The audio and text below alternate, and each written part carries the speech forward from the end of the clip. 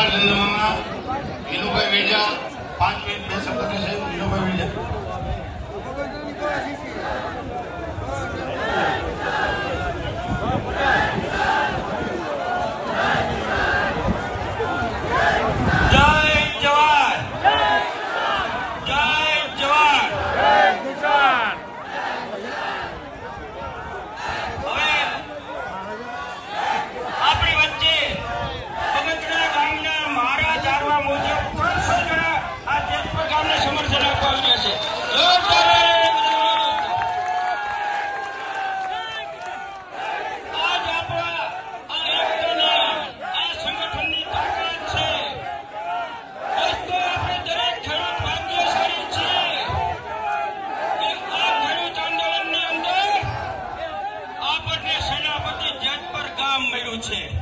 જોરદાર જેતપર ગામને જોરદાર તાળીઓથી વધાવો દોસ્તો.